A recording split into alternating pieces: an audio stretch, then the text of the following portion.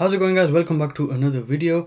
So in this video I'm going to be taking a look at this power bank. Before we get started, this was sent over to me by the company and they want me to review it, but I'm not being paid to do this review. Now that that's out of the way, let's start with the unboxing. So as Chinese companies go, it comes in a grey box. So it comes with a tiny little USB cable, which is a micro USB cable like this, and that's about it, with the little instruction guide thing. So the instruction guide says that it does have some kind of fast charging kind of stuff, but I haven't really noticed that. But I think they're kind of wrong. But basically, they're trying to say it's a smart charger.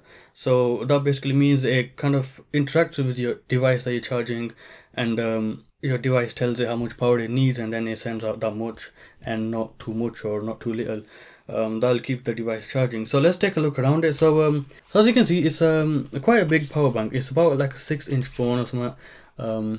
So it's I think it's pointed at one of the big phones because of the battery size on this thing, the capacity, and you know how much it can charge.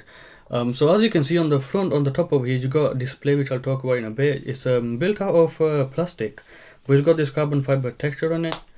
But it may just be carbon fiber because I don't really know if it actually is. But at the back over here, it's got some specs which I'll zoom into and then you can see later on. At the front, you've got 3 USB ports for charging and 2 inputs to charge the device itself. So you've got micro USB and you've got a lightning port. So these two are here because if you're an Apple user and you live with Apple devices in the Apple ecosystem, you're not gonna have a micro USB lying around. You're gonna have a lightning port, and so you can use that to charge this device. If you're in the Android system, you use a micro USB to charge this. Alright, let's go ahead and zoom in here and show you this so you can read this by yourself. So as you can see, 24,000 milliamps an hour, and then that is 88.8 watts, and the input is 2.4 amps, and the output is also 2.4 amps, 5 volts of course. Now these 3 USB ports at the front all do 5 volts, 2.4 amps individually, all 3 of them. So you can charge your tablets, I'm guessing, and it also does 2.4 amps in only. So they didn't use a DC input, which I think they should have. In this case, it takes about 4 hours to charge with the micro USB port, and I think if you're gonna use this device and charge at the same time while you're charging and then charging devices at the same time, it's not going to charge because it can only output that much, and it's only going to decrease slow the rate that it goes down in. And on the side over here, it's got a power button, so you can press this and it'll show you the display thing. I'm not sure if you can actually see this, so I'll zoom in over here. As you can see, hopefully you can see this, but if I go ahead and plug this in, put my phone on charge, or something on charge. So here we go, I'll just put this one on charge.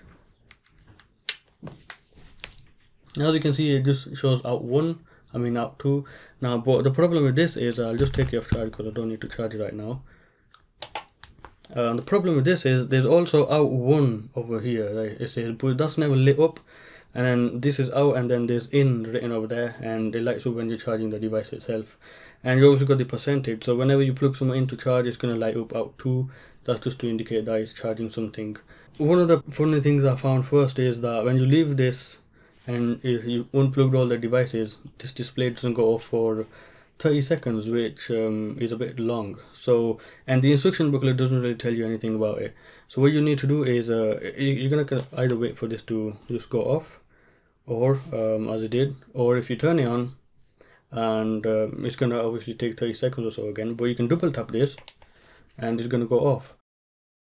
And the instruction booklet didn't really show this. So it comes with this tiny cable, and I do recommend you using this this tiny one with it, because that works really well. Now one of the things I find that is a bit annoying is that whenever you plug something into charge, I should actually do this now. So if I were to plug something into charge, since it's a bit of a smart charge, I'll focus on that. If I plug something into charge, it's going to start charging the phone or whatever, right? But the problem is it doesn't work properly this way. So let me explain. When you plug something in and you don't press the power button, it does something weird and it just starts charging the device in a different way. Like the whole kind of operating system, I guess I can say, is not really loaded up.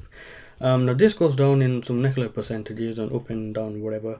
But if you press the power button and then charge the device, and that's why it says in the manual to do press the power button first and then charge the device. Then it works a little better for some reason. So I've been doing that for the past however long. Another funny thing is, so it's on 89% and I charged my phone once from 20% all the way up to 100 and it's gone down by 11%. So that's good, but here's the problem. The next time I'm going to charge, it's probably going to go down by 40%. Over the past week or so, I've been using this over and over. I'm not sure if it's been 2 weeks, I don't remember, but over the past few days I've been using this. The percentage indicator is a bit funny because sometimes I charge my phone and it goes down only by like 10% like it did now, and this only happens when it's on like 90% and you know it's on a higher charge level. It goes down really slowly, but then when it gets to like mids, it starts going down a lot faster, and when it gets down to 13%, it just says it's 0 and it just turns off. And one of the times it happened on 23%, so when it was on 23 it just went on to 0 and it would stop charging. So the calibration or something with the percentage is not right, because it is a bit funny. Now let's talk about the phone. So I'm talking about the BlackBerry Passport, and this has a 3500 milliamp hour battery in it. Now this thing is 24,000 milliamp hour, and the problem is, if I was to kind of like multiply or something, it should be able to charge about 6 or 7 times my phone, but it actually doesn't do that. It only charges like 3.5 times, 2.5 times. And using that as an as a clue or something, if you add that up, so 3500 times 2.5 is about 11 or 10,000 milliamps. So this is basically like a 10,000 milliamp hour battery bank, and not a 24,000. At least that's what I've kind of figured from the way it's been working with my device. It has helped me a lot when I was out and about, you know, charge my phone. I actually did that on purpose. So it was low on battery. I went to work and I just put it on charge in my bag and just left it there, and it charged, but it did go down by 40% or something. I think it was 30%, I'm not sure, but it doesn't really matter. Now if you charge a tablet with this, one of the tablets I've got has a really huge battery. It's just not going to charge that full. It did charge about I think 25%, and then it just died because the whole thing just ran out. So that's the problem with this. I don't think it's actually 24,000 milliamps. If it is, let's talk about the efficiency, because this, when you're charging the device, it kind of gets warm over here obviously, but the problem is, if it is a 24,000 milliamps, why doesn't it last as long as it should? I think when you're charging a device with a power bank, there's always some energy loss, so it kind of gets warm, which is heat. That's energy loss there.